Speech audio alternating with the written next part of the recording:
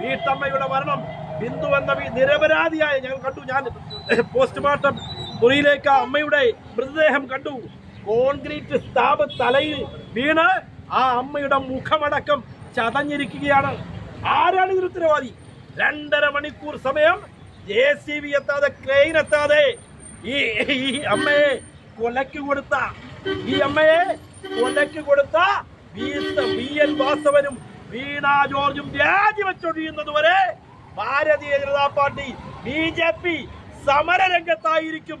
ഞങ്ങൾ നാളങ്ങളിൽ കോട്ടയം മെഡിക്കൽ കോളേജിലെ രോഗികളെ ബുദ്ധിമുട്ടിക്കാൻ ഞങ്ങൾ ആഗ്രഹിക്കുന്നില്ല. ഇത് പാവപ്പെട്ട രോഗികളുടെ വിഷമമുണ്ട്. ഇത്തരത്തിൽ ഈ മെഡിക്കൽ കോളേജിൽ ഇത്തരത്തിലൊരു സമരം ചെയ്യേണ്ടി വന്നത് ഞങ്ങളുടെ ഗതികേടാണ്.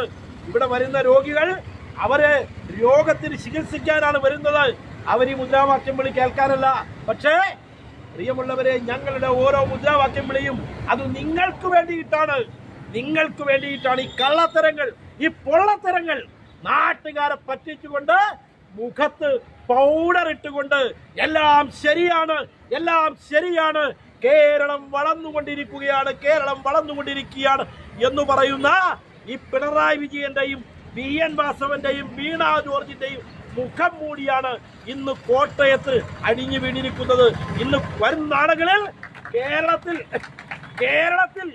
വരും നാളുകളിൽ അടിഞ്ഞു വീഴാൻ പോകുന്നത് ഈ കള്ളന്മാരുടെ അമ്മായിയപ്പനും മരുമകനും ഒക്കെ നടത്തുന്ന ഈ കൂട്ടുകുടുംബമുണ്ടല്ലോ, ആ കൂട്ടുകുടുംബത്തിന്റെ മുഴുവൻ നാടകങ്ങളും വരും കാലഘട്ടങ്ങളിൽ കേരളത്തിൽ അത് ഇറങ്ങാൻ പോവുകയാണെന്ന് മാത്രം പറഞ്ഞുകൊണ്ട് പ്രിയപ്പെട്ട മാധ്യമ പ്രവർത്തകരോടടക്കം നാളുകളിൽ ഭാരതീയ ജനതാ പാർട്ടിയുടെ നേതൃത്വത്തിൽ ഞങ്ങൾ നടത്താൻ പോകുന്ന ഐതിഹാസികമായ സമര പുറപ്പാടിൽ നിങ്ങളും ഉണ്ടാകണം.